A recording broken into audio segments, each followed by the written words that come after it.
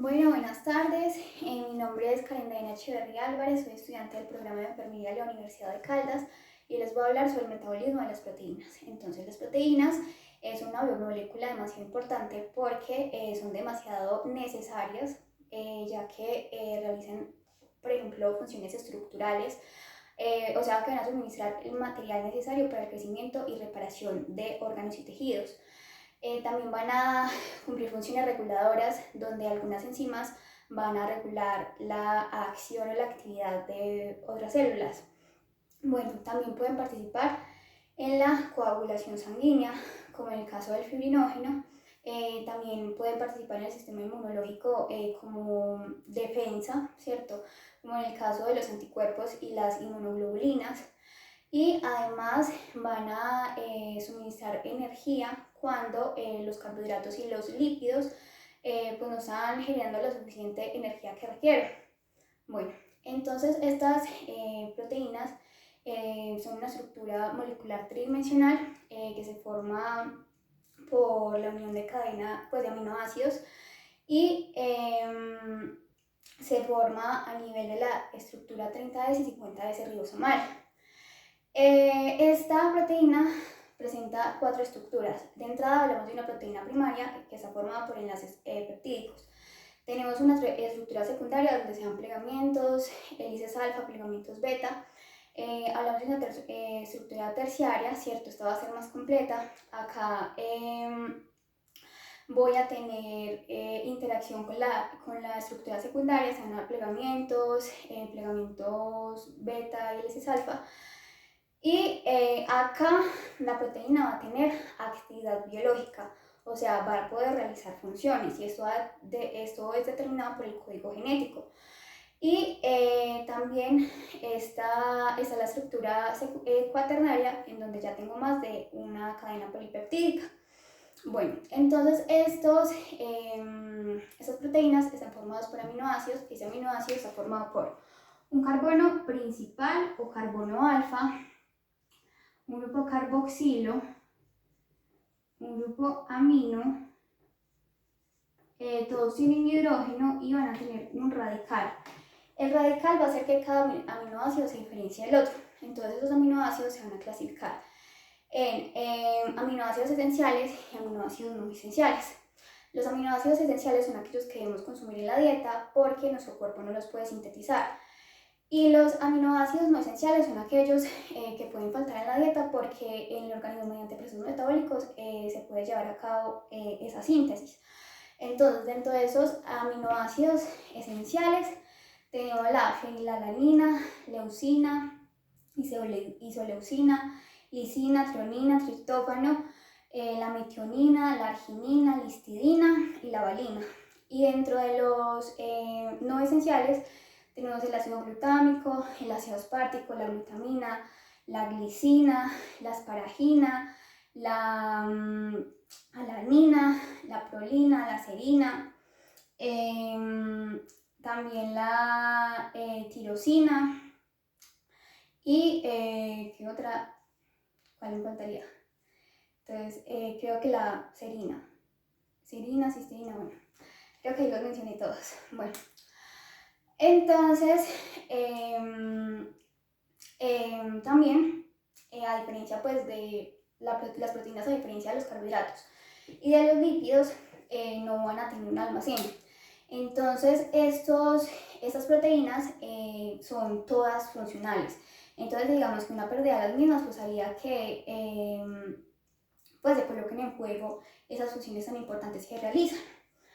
Bueno, también un 30 o un 40% de la pérdida de las proteínas llevaría a la muerte. Bueno, entonces ahora les voy a hablar sobre el metabolismo, la absorción, la digestión y el metabolismo de las proteínas. Entonces, haciendo como un resumen, nosotros no podemos absorber las proteínas tal y como las ingerimos, sino que ellas deben de pasar unos procesos de digestión, de degradación, convertirse en moléculas más pequeñas como aminoácidos, péptidos, para que sean ya aprovechados por el cuerpo. Entonces los enterocitos van van a absorber esos aminoácidos libres, los van a llevar a la circulación portal, por la vena porta, van a llegar al hígado y en el hígado se da el metabolismo como tal mediante unos procesos de transaminación, desaminación oxidativa y el ciclo de la urea, que más adelante les voy a explicar cada uno. Entonces, con esas cadenas carbonatadas de aminoácidos se me puede generar pues energía, ¿cierto? Puedo participar en la glucogénesis, en la gluconeogénesis y la glucogénesis. También, pues finalmente voy a obtener amoníaco, que es demasiado tóxico para nosotros los humanos, y que va a entrar al ciclo de la urea, se va a convertir en urea y va a pasar a los riñones para ser filtrado y excretado. Bueno, entonces les voy a hacer acá como un resumen, pero les voy a ir explicando el paso a paso ahora. Entonces, la digestión, absorción y el metabolismo. Entonces, en el estómago se van a producir unas células que son las células parietales. Estas células parietales son las encargadas de secretar ácido clorhídrico y gracias a esta se va a dar la desnaturalización.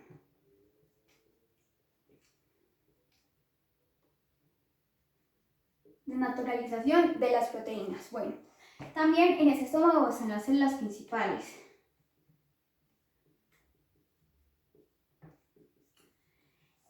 Donde se va a dar la hidrólisis de las proteínas. Bueno, en el páncreas, las células acinarias del páncreas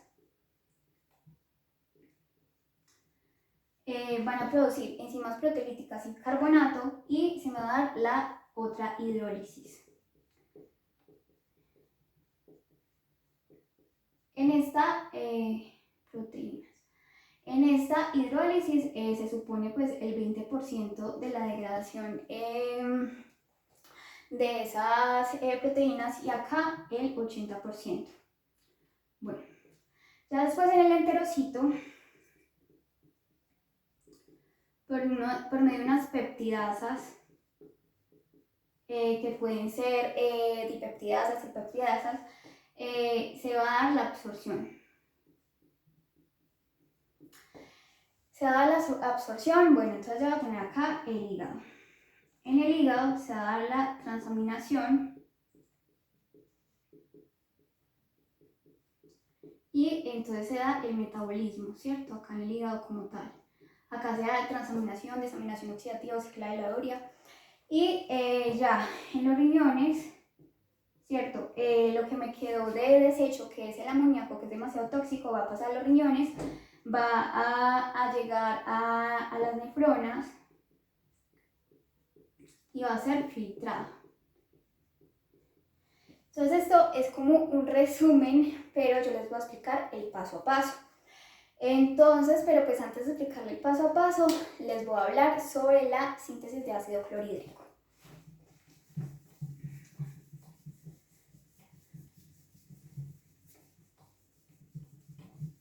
Bueno, entonces voy a tener agua.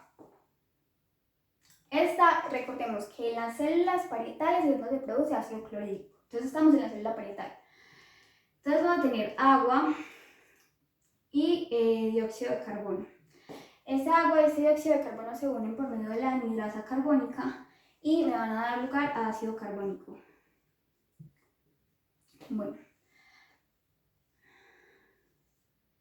Este ácido carbónico se puede disociar, entonces se puede disociar y darme hidrogeniones y bicarbonato. Bueno, eso por un lado. Por otro lado, voy a tener que el agua, ¿cierto? Se puede disociar y darme hidroxilos e hidrogeniones, ¿cierto? Bueno. Y acá también voy a tener bicarbonato. Bueno, entonces se disocian hidroxilos e hidrogeniones. Entonces estos hidrogeniones van a participar en una tepeasa, donde se va a consumir energía y van a pasar a la luz canalicular, van a ser intercambiados por potasio. Va a salir desde la luz canalicular y va a entrar potasio a la célula parietal. Bueno, eso por un lado. Por otro lado, el bicarbonato va a pasar al vaso sanguíneo, donde va a ser intercambiado. Este bicarbonato va a ser intercambiado por cloro, con cloro, ¿cierto?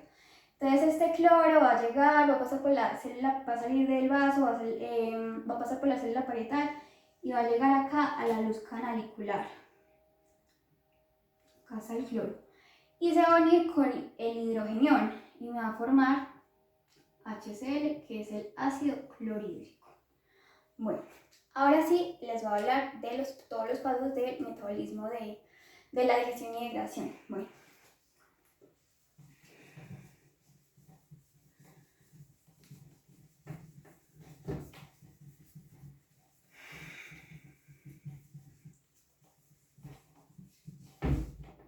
Entonces, tenemos primero la desnaturalización de las proteínas, ¿cierto?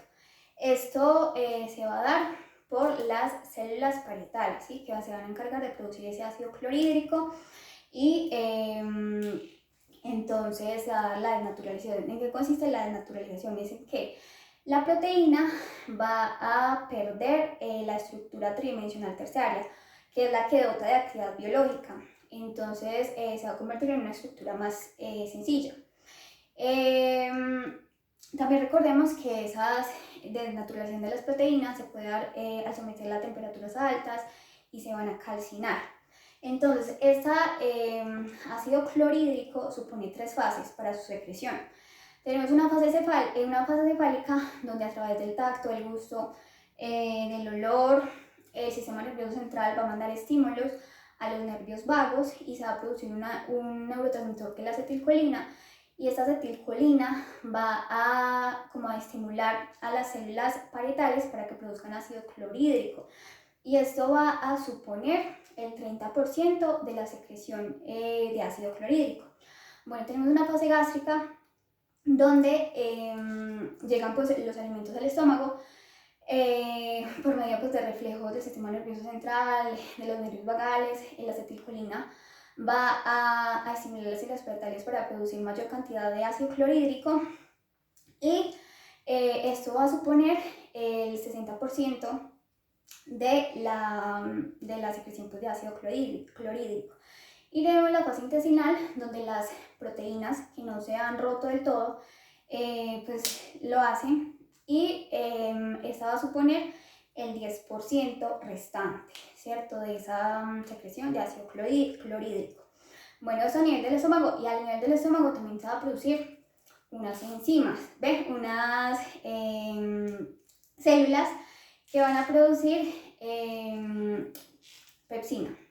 Pero entonces, estas que son las células principales. Entonces, las células principales van a activarse cuando ese ácido clorhídrico está ahí, se une con el alimento.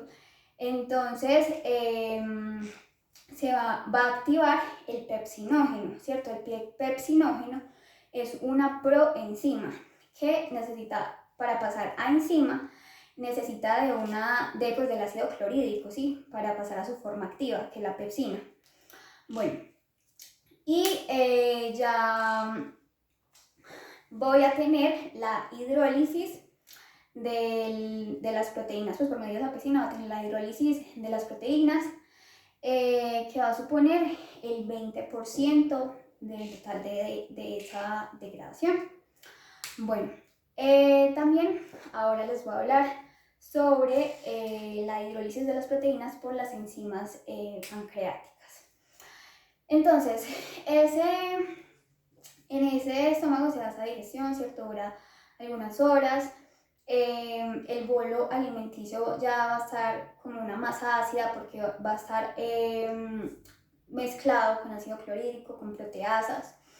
Y entonces voy a tener las proteínas como más pequeñas, ¿sí? Moléculas más pequeñas, que van a hacer ese vuelo alimenticio se va a convertir en quimo. Y entonces ese quimo va a ser propulsado por medio de los movimientos peristálticos y va a llegar al intestino de forma regular. En el intestino se va a estimular al páncreas para que las células acinares produzcan enzimas proteolíticas y bicarbonato. Las enzimas proteolíticas como la tripsina, quimiotripsina, carbopeptidasa A y B, para que realicen el 80% de la hidrólisis de esas proteínas. Entonces el páncreas va a ser encargado de secretar el jugo pancreático y bicarbonato.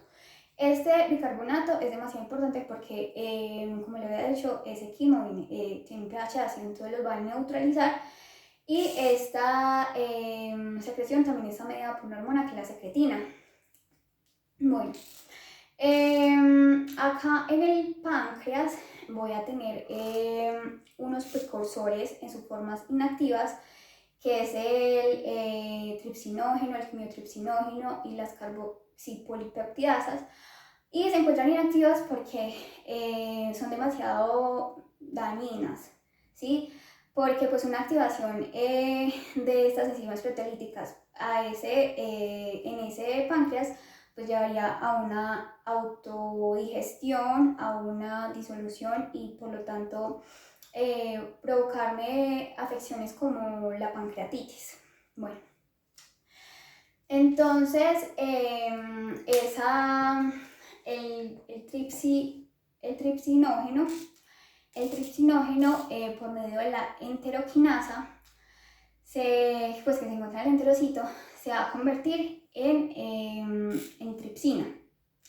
Y eso va a actuar como un activador enzimático, entonces va a activar, por ejemplo, va a coger el quimiotripsinógeno y lo va a convertir en quimiotripsina, y las carboxipolipeptidasas y las va a convertir en carboxipeptidasas A y B. Bueno, entonces cuando ya tengo estos en su forma activa, estos pues ya van a hacer la hidrólisis de las proteínas, ya me van a quedar ya me van a quedar aminoácidos libres, dipéptidos y péptidos, que van a pasar ahora hacia el enterocito para ser absorbidos y para llegar a la circulación portal y después al hígado. Bueno, entonces ahora les voy a... entonces la secreción pancreática también tiene 3 fases. Entonces, esa es la fase cefálica, donde pues a través del olfato, el gusto, la visión y el tacto, el sistema nervioso central va a estimular a las células acinales del páncreas. Va a producir la acetilcolina. Esa acetilcolina va a estimular a las células acinales del páncreas para que me produzca enzimas proteolíticas y bicarbonato. Esta fase cefálica va a suponer el 20% de la secreción pancreática. Bueno, también tenemos una fase gástrica en donde pues a nivel del estómago, o sea, cuando llegan los alimentos en el estómago, y esta va a suponer el 5 al 10% de la secreción pancreática. Y tenemos la intestinal, donde finalmente pues acá vamos a encontrar las células S y las células I. Las células S son encargadas de producir secretina y colecistoquinina, y por lo tanto van a estimular la producción de esa secreción pancreática, y acá esta supone de un 70 a un 80% de la secreción pancreática. Bueno, entonces ahora les voy a hablar sobre la absorción de aminoácidos, dipéptidos y tripéptidos. Entonces, el intestino pues tiene la capacidad de absorber el 90% de aminoácidos libres y el 10% de tripéptidos y dipéptidos. Entonces, estos péptidos van a llegar al interior del enterocito por medio de una proteína una proteína que se llama la PEP1, ¿cierto? Entonces ellas van a coger los tripéptidos y dipéptidos y los van a llevar hacia el interior del enterocito. Bueno, en el enterocito, en las paredes de este, vamos a encontrar unas peptidasas. Entonces, los aminoácidos no pueden entrar unidos, ¿cierto? No pueden entrar ahí a pasar a la pared del enterocito, sino que ellos deben separarse. Entonces, va a actuar una peptidasa como, por ejemplo, si tengo un tripéptido, entonces va a actuar una tripeptidasa, se le va a liberar un aminoácido y me va a quedar en un dipéptido. Y ese dipéptido se le va a quitar otro aminoácido y ya me va a quedar como aminoácidos libres. Cuando ya los tengo en aminoácidos libres, pues estos ya van a estar listos para que sean absorbidos por el enterocito, se dé un transporte de sodio y pueda pasar a la circulación portal y llegar al hígado. Y si de entrada pues tengo aminoácidos libres, pues no van a sufrir ese ataque de esas peptidasas. Bueno, también los aminoácidos ramificados como la leucina, la isoleucina y la valina pasan directamente al músculo, en cambio los 17 restantes pues sí llegan al hígado y hacen pues ese proceso de metabolismo. Bueno, ¿qué sigue? Bueno, sigue entonces el destino de los aminoácidos y del metabolismo de las proteínas. Bueno, todavía no. Entonces yo voy a tener que en la circulación las proteínas, los aminoácidos que vienen de la degradación exógena, se van a unir, se van a mezclar con aminoácidos que vienen de la degradación endógena.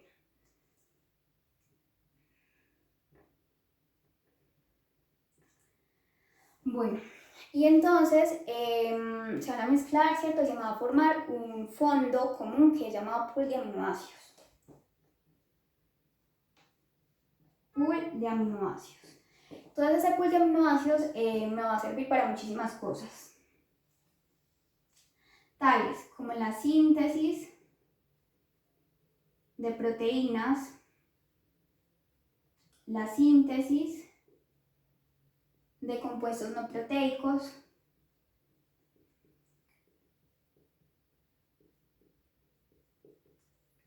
también me sirven para la desaminación, que más adelante les voy a explicar en qué consiste desaminación, y para la excreción. Entonces en este proceso de desaminación se me va a dar alfa-cetoácido y también NH4. Entonces este alfa-cetoácido puede, como el alfa-cetoglutarato, puede ir al ciclo de Krebs y producir energía y por ejemplo participar en la gluconeogénesis o la citogénesis. Y también por medio de este alfa-cetoácido darse la transaminación, que también más adelante les voy a explicar. Bueno, y a partir de este NH4 puedo tener glutamina y asparagina,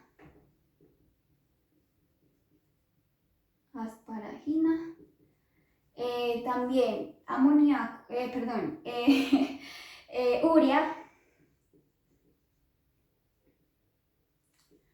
y otros compuestos nitrogenados.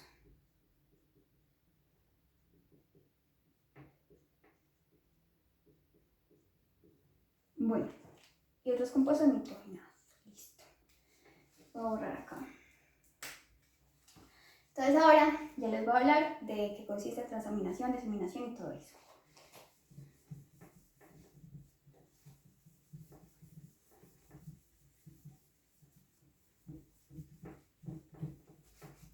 Entonces vamos a tener la transaminación.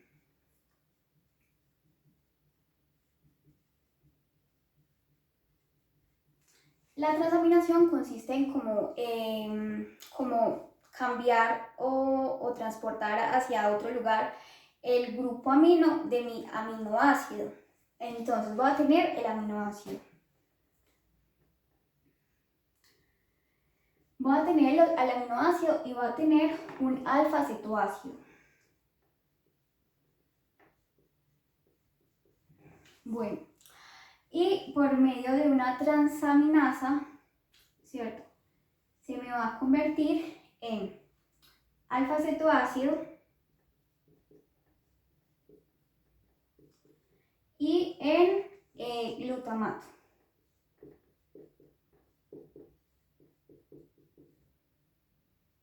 Bueno, y en glutamato, y ese glutamato es el que se va a quedar con el grupo amino de mi aminoácido.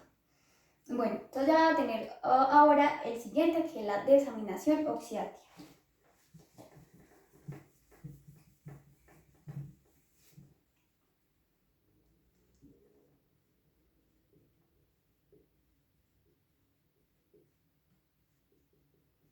Bueno, la desaminación oxidativa consiste en quitarle el grupo amino a ese glutamato y ya les voy a explicar. Entonces, tengo el glutamato. Voy a tener agua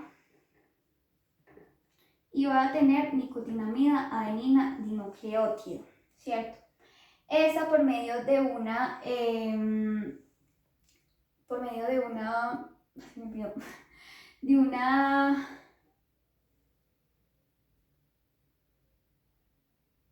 bueno, no me acuerdo bien, si ahora me acuerdo les digo. Bueno, entonces se me va a convertir, gracias a esa enzima, en un intermediario del ciclo de Krebs, que es el alfa-cetoglutarato.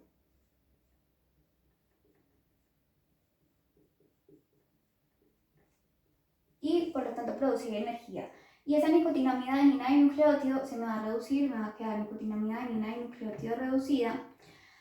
Y también se va a generar amoníaco, NH3, ¿cierto? Entonces enseguida les voy a enseñar, pues les voy a explicar qué pasa con ese NH3.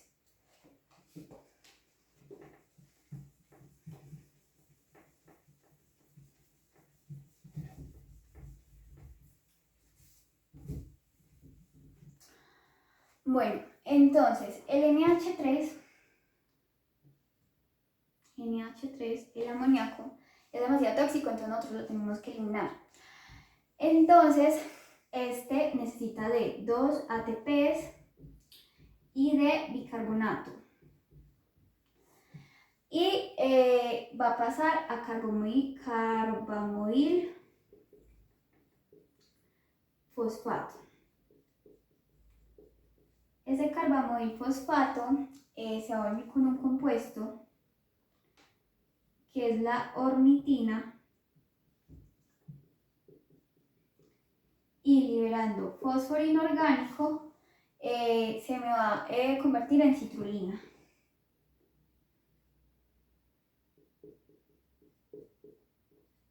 Bueno, esta citrulina, por medio del aspartato,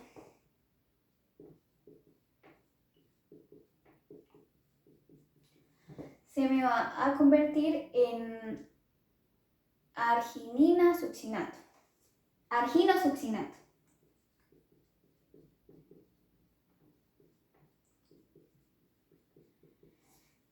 Bueno, ese arginosuccinato va a pasar a convertirse en fumarato. Ese fumarato va a pasar y se va a convertir en arginina. Y esta arginina va a pasar a ornitina. Y en el paso de arginina a ornitina se va a crear, ¿cierto? Se va a formar la urea. Y acá voy a necesitar de agua. Bueno, se va a crear la urea, entonces esa urea va a pasar a la circulación, va a llegar a los riñones y debe ser filtrada por las nefronas para poder después secretada en la orina. Bueno.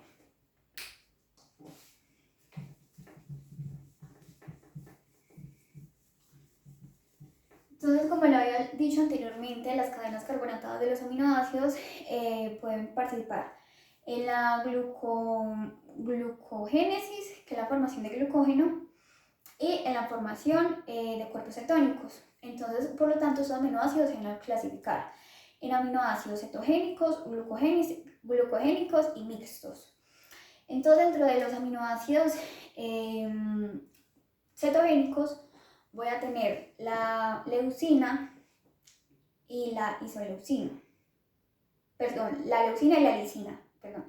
La leucina y la lisina, y estos me van a formar, pues me van a ayudar a, pues se pueden producir acetil-CoA y acetoacil-CoA.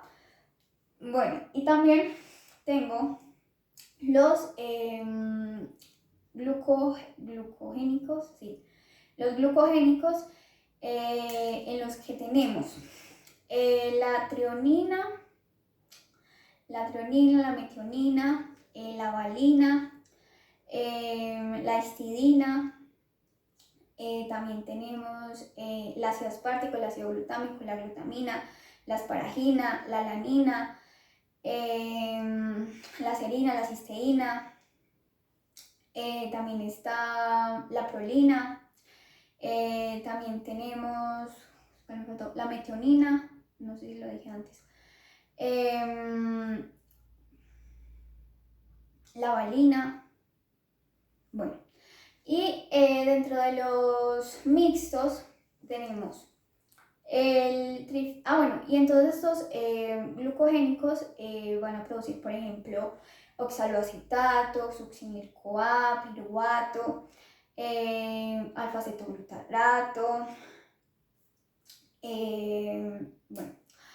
Y los mixtos, dentro de los mixtos tenemos el triptófano, la tirosina, también la isoleucina y ¿qué otro? Bueno, también, bueno, y entonces estos mixtos van a servir pues, para producir cuerpos cetónicos y para la formación de glucógeno. Entonces estos van a servir para formar acetil-CoA, acetoacil-CoA, oxaloacetato, piruvato, alfa-cetoglutarato, ¿qué más? Succinil-CoA. Bueno, ahora les voy a hablar sobre la creatina. La creatina es un compuesto, bueno, les voy a hablar sobre el metabolismo de la creatina. Sí, esto va a llevar pues conlleva la degradación de la misma y se me va a producir la creatinina, que es un desecho normal de los músculos, y acá voy a terminar la función renal. Entonces, esa creatina es un ácido nitrogenado que está presente en mayor medida en el músculo esquelético, como de un 95 al 98%. También está en las células nerviosas de algunos organismos vivos. Esta creatina se la manda como un suplemento dietético para las personas que realizan un ejercicio como intenso o anaeróbico, ¿sí? Bueno, también es útil para el tratamiento de la sarcopenia, que es la pérdida de tono muscular, de masa muscular, y también para la atrofia muscular. Bueno, esta creatina, entonces, ¿cómo se da? Bueno, esta creatina no es como necesaria, o sea, no es como que la tenga que consumir en la dieta, porque normalmente ella se sintetiza en el organismo, en el páncreas, en el hígado, en los riñones, y por medio también de unos aminoácidos que son la L-arginina, la L-metionina y la glicina. Bueno, también Ahora les voy a explicar pues cómo es la biosíntesis de esa creatina.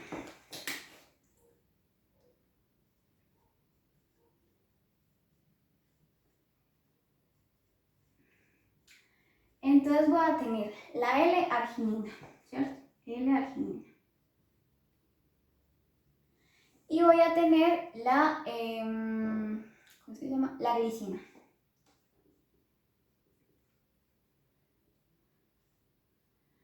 Bueno, la L-arginina y la glicina. Entonces, estas, por medio de una enzima que se llama arginina, glicina, amidinotransferasa, va a liberar ornitina y se me va a convertir en guanidino acetato.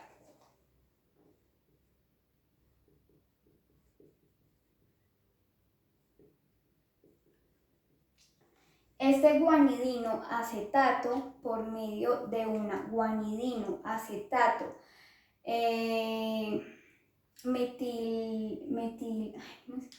una guanidino acetato metiltransferasa, se me va a convertir en creatina.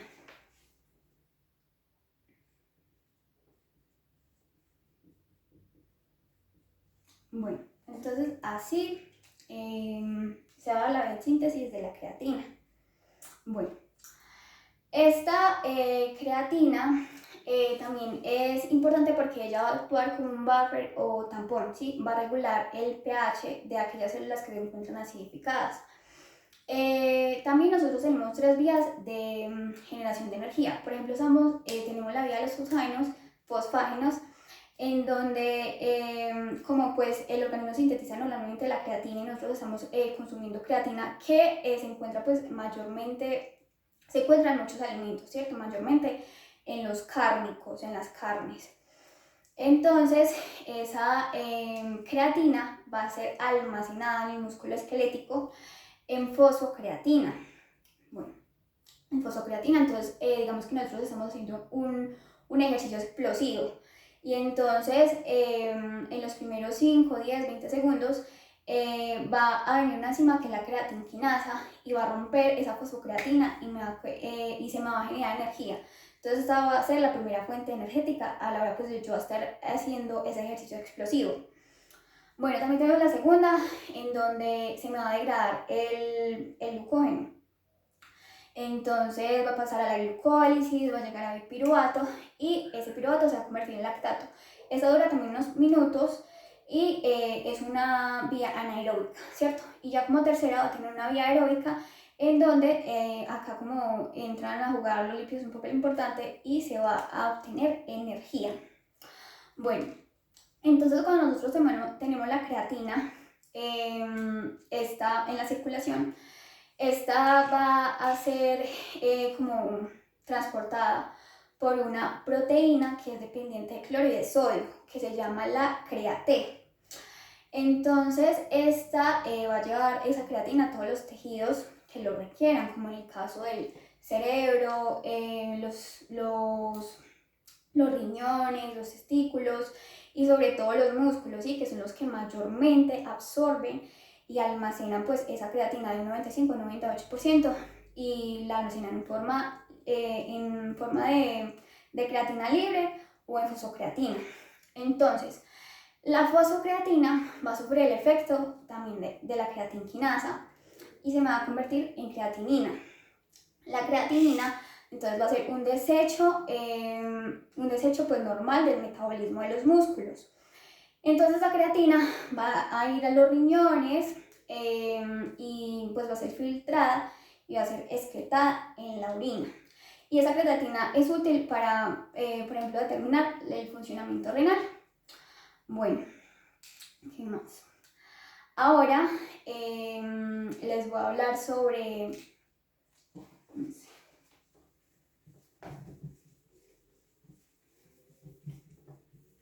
la hemoglobina. Entonces, la hemoglobina se ha formado por 4 cadenas polipeptídicas. Estas cadenas estas están unidas a un grupo hemo y cada hemo va a estar a su vez unido a un hierro que se encuentra en estado ferroso. Entonces, o sea que va a captar oxígeno. Y ya después va a pasar a estado férrico y pues va a viajar a los tejidos. Entonces vamos a tenemos muchísimos tipos de hemoglobina, ¿cierto? Pero yo voy a mencionar algunas. Entonces tenemos la oxihemoglobina. La oxihemoglobina es cuando a la hemoglobina se le une el oxígeno. También tenemos la metahemoglobina, en donde ese grupo hemo que se une al hierro va a tener hierro pero en estado férrico, o sea, oxidado. Entonces, ese hierro que está en estado férrico no puede pasar a estado ferroso. Bueno, también tenemos la carbaminohemoglobina. Entonces, esa carbaminohemoglobina,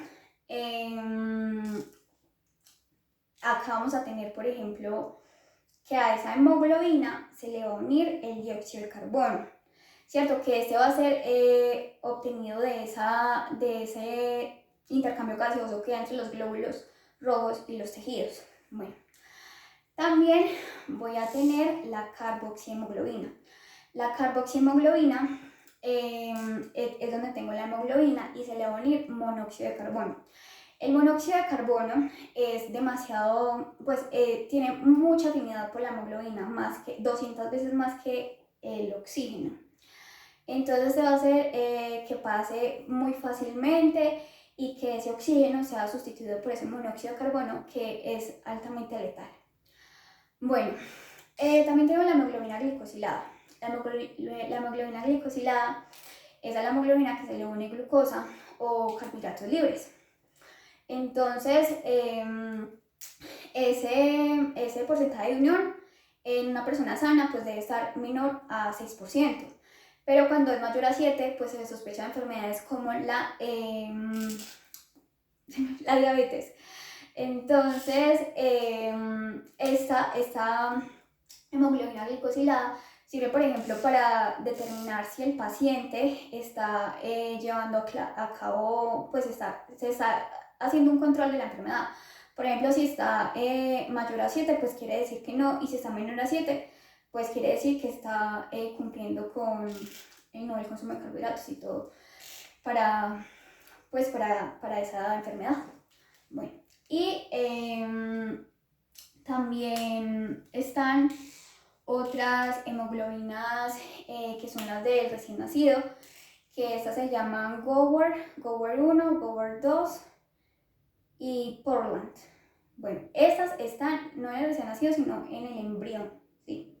Bueno, ahora les voy a hablar sobre la síntesis de la hemoglobina. Entonces, síntesis.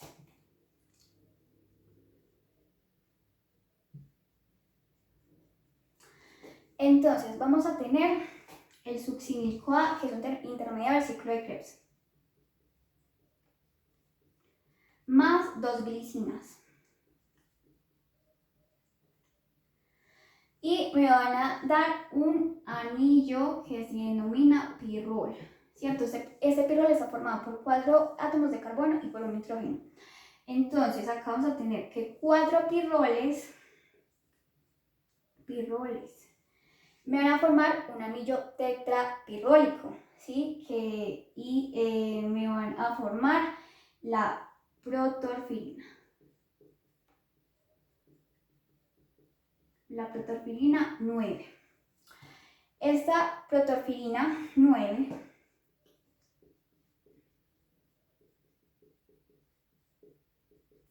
se va a unir al hierro en estado ferroso. Y voy a tener el hemo. Bueno, este hemo se va a unir con una polipeptidasa. Con un polipeptido.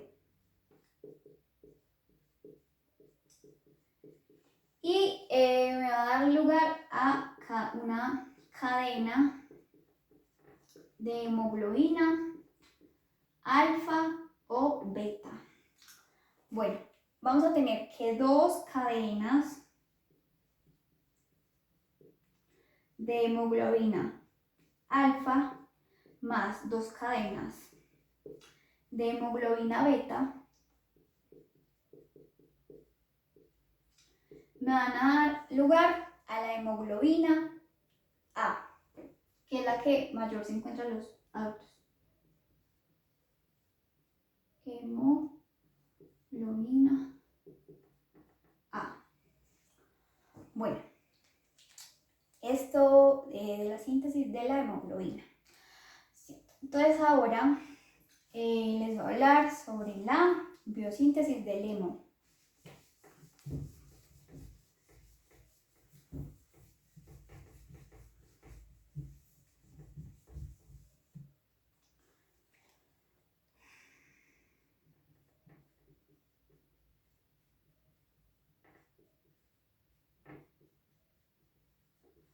Entonces, en esta biosíntesis del hemo va a tener el succinil-CoA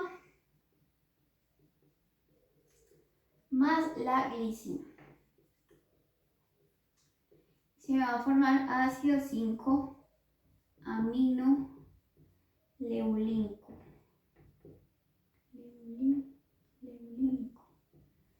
Este ácido 5-aminoleucínico se me va a convertir en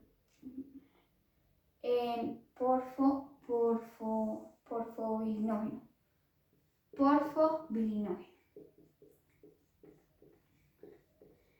Este porfobilinógeno va a pasar a hidroximetil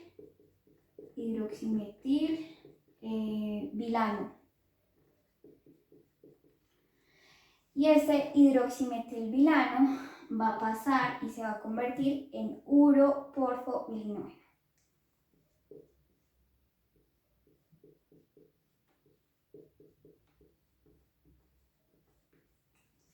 Este uroporfobilinógeno va a pasar a coproporfobilinógeno.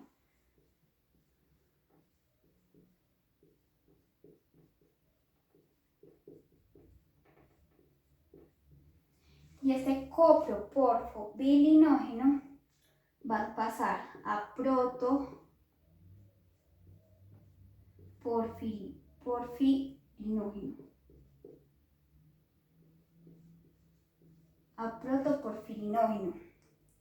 Porfirinógeno, sí. Y ese protoporfirinógeno se me va a convertir en protoporfirina. Se me va a convertir en protoporfirina y me va a dar el hemo. Bueno, en cada paso de esto, ¿cierto? Va a actuar una enzima, ¿cierto? Por ejemplo, acá en el paso de succinil-CoA más glicina, que me da ácido 5-aminoleucínico, va a actuar la alacintasa. Entonces, una falta y acá, pues en cada paso es diferente la enzima. Entonces, una falta de estas enzimas me producen enfermedades muy raras, pero que se ven en clínica, que son las porfirias. ¿Sí? Entonces, la porfiria se debe a un déficit pues, enzimático en esa biosíntesis del hemo.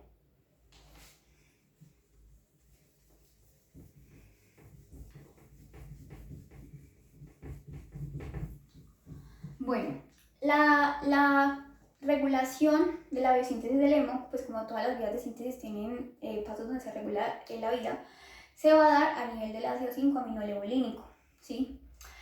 También tenemos que el 85% de los glóbulos rojos se van a producir pues, en la médula ósea roja y el 15% restante en el hígado.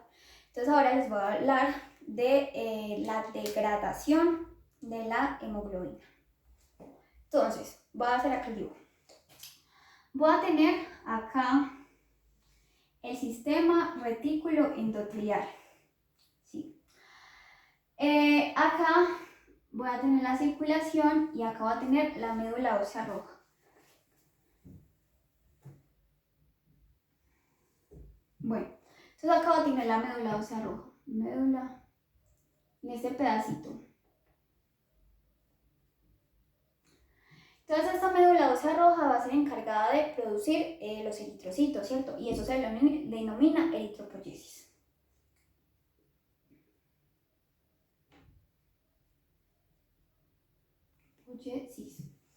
Entonces estos eritrocitos, ¿cierto?, van a pasar a la circulación. Van a pasar a la circulación y estos duran 120 días.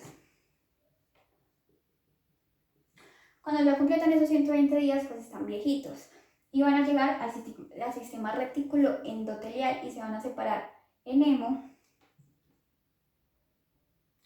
y en globina.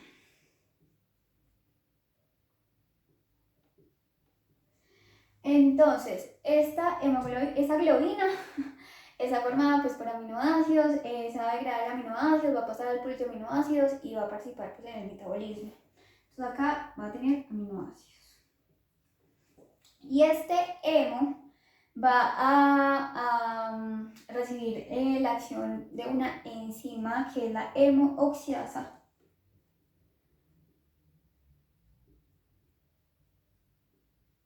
Y va a pasar y voy a tener monóxido de carbono, voy a tener también biliverdina y voy a tener hierro. Casi no sé biliverdina más el hierro que va a estar en estado ferroso. Bueno, entonces este hierro va a salir a la circulación, ¿cierto?, por medio de una transferrina. Bueno, va a llegar a la circulación y se va a encontrar con una transferrina. Y esa transferrina lo va a transportar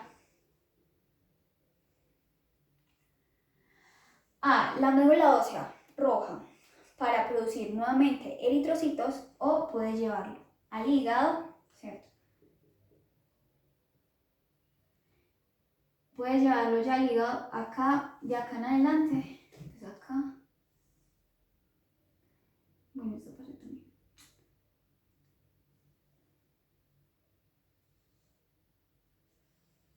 Acá vamos a tener el hígado. Entonces, va a llevar ese hierro y acá va a actuar una enzima que es la ferritina. Entonces, esta ferritina va a hacer que se almacene ese hierro. Por eso se dice pues que el hígado, ¿cierto?, es un gran almacén de hierro. Bueno, esto por el lado del hierro. También la biliverdina va a sufrir el efecto de una biliverdina reductasa.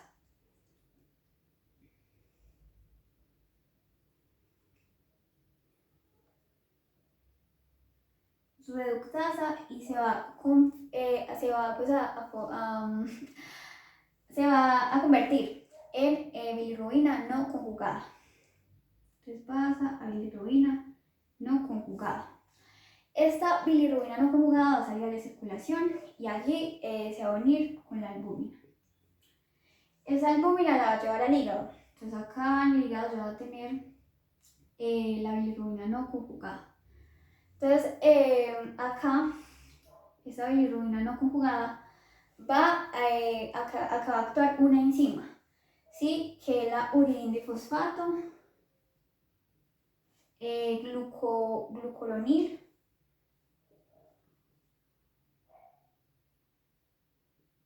glucuronil, transferasa.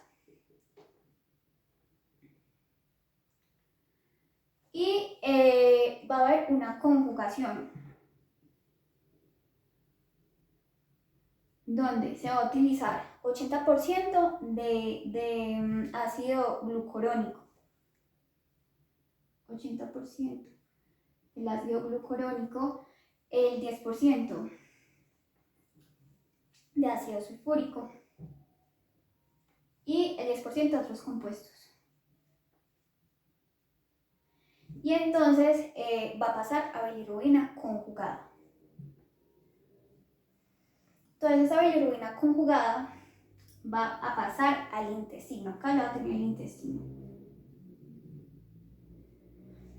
Y en el intestino, esa bilirrubina conjugada por acción bacteriana se va a convertir en urobilinógeno.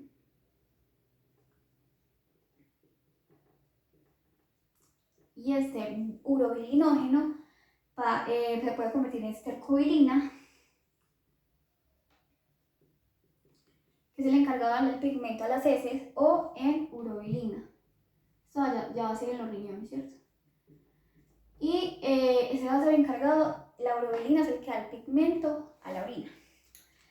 Bueno, y entonces esa se va a seguir como retransportando y pues puede ir a la vesícula biliar.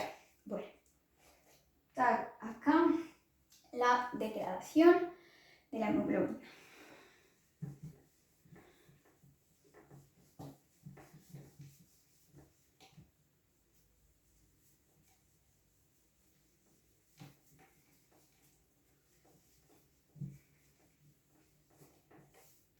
Bueno, entonces también cuando nos están hablando de bilirrubina no conjugada, me están hablando de bilirrubina indirecta. Y cuando me están hablando de bilirrubina conjugada, me están hablando de bilirrubina directa.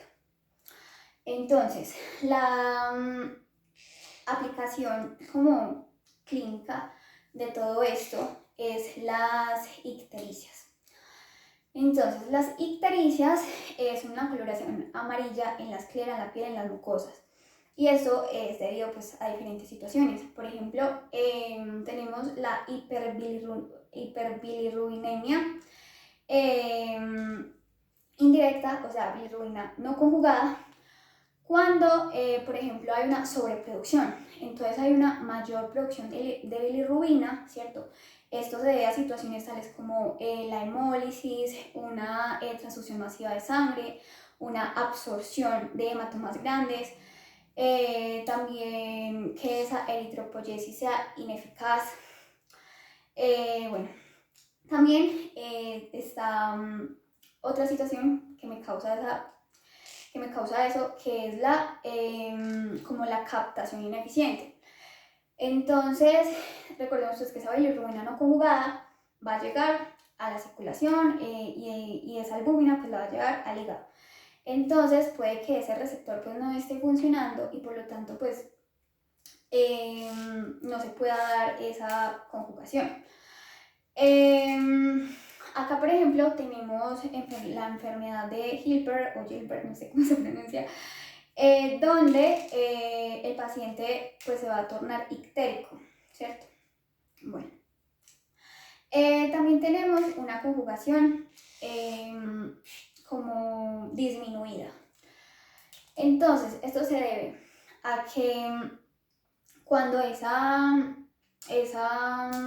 bilirrubina no conjugada entra al hígado,